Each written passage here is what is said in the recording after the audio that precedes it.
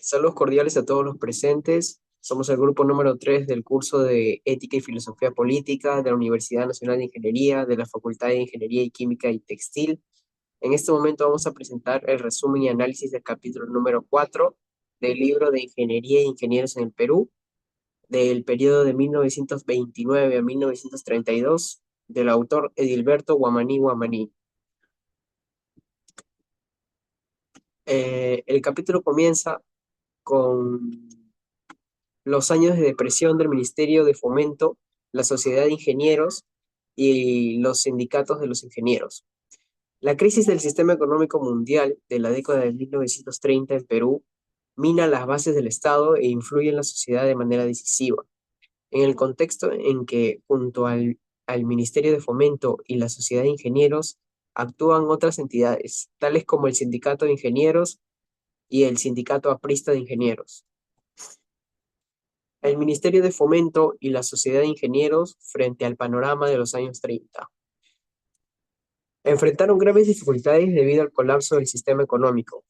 La caída afectó tanto al aparato estatal como a las instituciones públicas, como la Sociedad de Ingenieros y privadas, como la CIA Cerro de Pasco, que redujo su personal de 13.000 a 5.000 trabajadores en pocos años. Esto impactó especialmente a los jóvenes ingenieros, muchos de los cuales se vieron forzados a trabajar como obreros en minas. La situación también provocó una reorganización del Ministerio de Fomento el 3 de septiembre de 1930, con despidos y cambios en sus direcciones internas. Este contexto motivó la creación de nuevas entidades gremiales como el Sindicato de Ingenieros y el Sindicato Aprista de Ingenieros, que surgieron para enfrentar la crisis laboral y política. eh, el periodo marcó un punto crítico en la relación entre el Estado, el, apar- el aparato técnico y el proceso de profesionalización de los ingenieros en el país.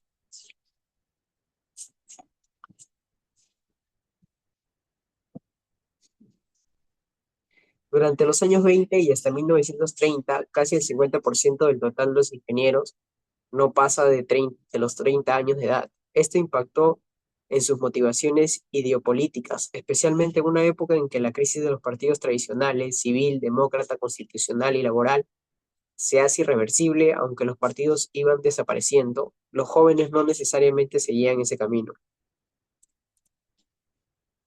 En la Escuela de Ingenieros persistía una fuerte tradición conservadora, influenciada por la Sociedad de Ingenieros del Perú y su papel en el mundo profesional, con la presencia de los Balta, Foch, Málaga Santa Olaya y otros. Se advierte una suerte de desarrollismo primigenio. Le doy el paso a mi siguiente compañero que continúe con la presentación.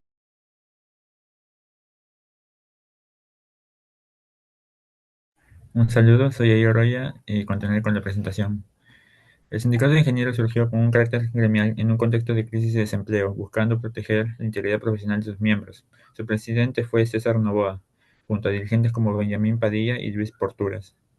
En contraste, el sindicato de aprista de ingenieros tenía un enfoque partidario y contó con exdirigentes estudiantiles como Pedro Muñiz, Enrique Moore Ayovín, César Delgado Bermúdez y Luis Hayson, quienes incluso llegaron al Congreso de 1931, siendo muy jóvenes, marcando el inicio de una nueva etapa en la participación política de los ingenieros.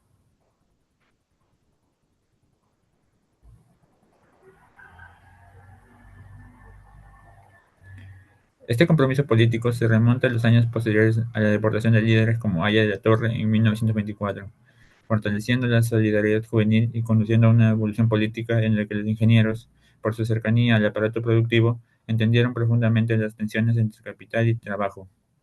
Durante las crisis económicas, muchos ingenieros jóvenes pasaron de la simpatía a la militancia en partidos con propuestas antiimperialistas como el APRA, lo que dio lugar a un grupo de profesionales con ideas políticas innovadoras. A pesar de la represión y el exilio, esta corriente integró también a ingenierías como Doris Mary Clark, quien alcanzó un cargo destacado en 1945. Dicho esto, le doy pase a mi siguiente compañero. Buenas, soy Benavides Asensio Suber y hablaré sobre la sección Movilización Estudiantil en la Escuela de Ingenieros, la autonomía y la reforma en cuestión. Ante el contexto y la necesidad de una reforma universitaria, con la propuesta de autonomía se llega a lograr dos decretos sucesivos, siendo esto un hito, aunque se llega a postergar todo el labor para el verano de 1931. El 28 de febrero de 1931 se termina el acto de la Comisión de Estatuto, siendo formulado un informe que sirve como base del nuevo estatuto de la escuela.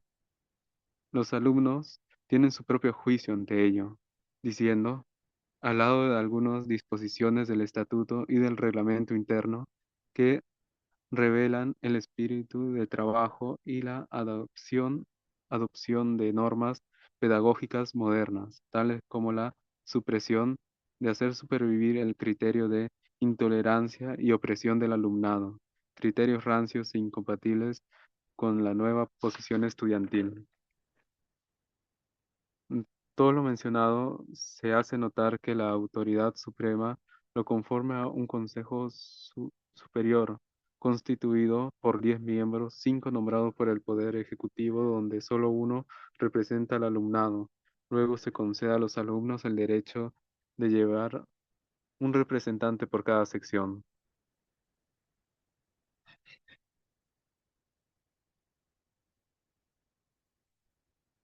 Mm, Siguiendo, hablaré sobre el breve interregno de participación estudiantil, avances, retrocesos en la reforma y la Escuela Libre de Ingeniería.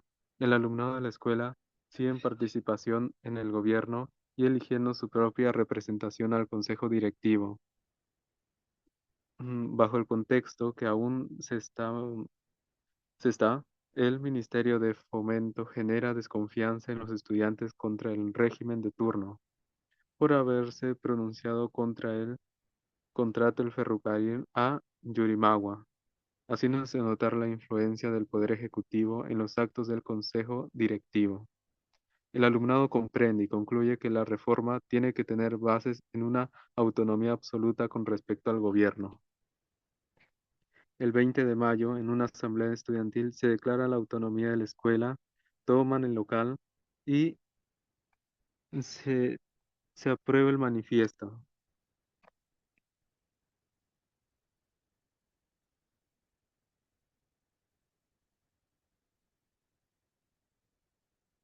Tal actitud fuerte y radical provocó la renuncia de gente importante en la escuela, a excepción de los ingenieros Carlos A. Lison y Godofredo García y Alberto Grieve.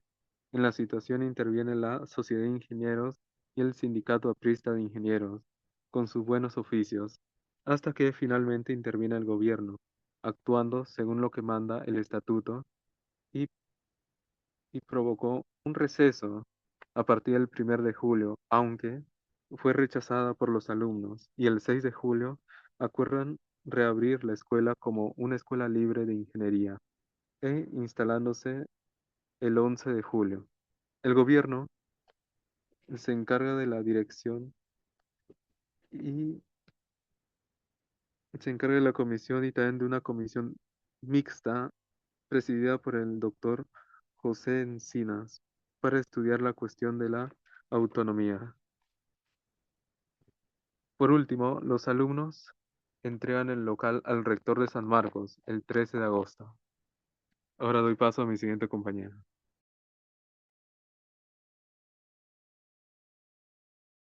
Entre 1930 y 1932, la Escuela de Ingeniería del Perú atravesó una profunda crisis institucional. Los estudiantes, en desacuerdo con medidas impuestas por el gobierno y buscando mayor autonomía, reabrieron la escuela como Escuela Libre de Ingeniería, lo que generó enfrentamientos con las autoridades. A pesar de los intentos del gobierno por restablecer el orden nombrando nuevos directores y comisiones, la tensión creció, especialmente cuando se negó la reincorporación del profesor Godofredo García. La situación escaló con la toma del local por parte de los alumnos y una dura represión policial que clausuró el año académico de 1931. En 1932, nuevos intentos de conciliación fracasaron y el conflicto continuó, con más tomas, renuncias de directores y presión del Estado. Finalmente, el gobierno impuso reformas que limitaron la participación estudiantil y endurecieron las sanciones. Muchos estudiantes fueron expulsados o forzados al exilio, continuando sus estudios en Chile. Este periodo marcó un momento clave en el despertar político del estudiantado, expresando un deseo de transformación frente a un régimen autoritario y excluyente. Le doy pase a mi compañero. Buenas noches con todos los presentes. A continuación yo proseguiré con la exposición. Mi nombre es Humberto Martínez y a continuación hablaré sobre el desarrollo corporativo y la movilización estudiantil en el Perú de Lejía y la crisis. Durante el oncenio de Lejía, el sindicato de ingenieros, marcado por un fuerte espíritu de cuerpo debido a la represalia política, se volvió sectario, lo que afectó su relación con la clase profesional y limitó su desarrollo pro- programático y orgánico. Este fenómeno contrastó con el significativo crecimiento del APRA en las clases populares. Sin embargo, el periodo de la Patria Nueva dejó una huella en la modernización del Estado y su institucionalización, más allá de la dictadura y la desaparición de los partidos tradicionales.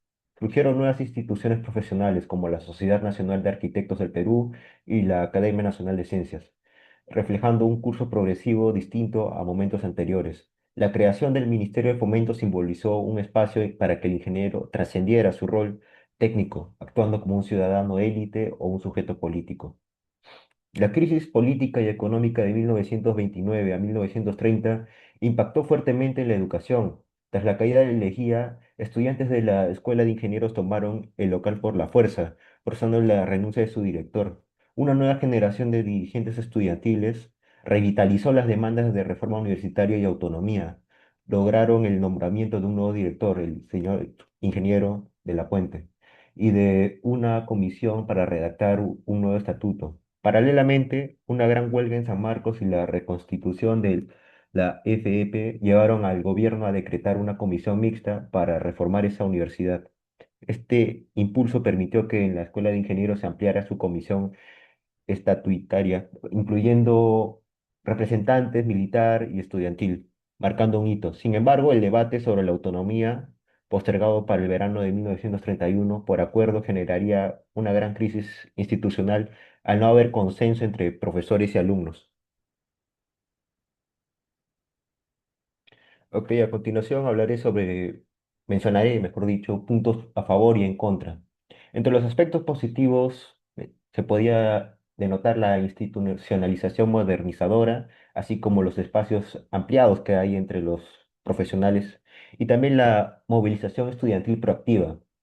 Mientras que, por otro lado, en los aspectos negativos señalados, se podría ver un sectarismo sindical, una dictadura como contexto y una crisis por la falta de consenso, ya sea entre profesores y alumnos.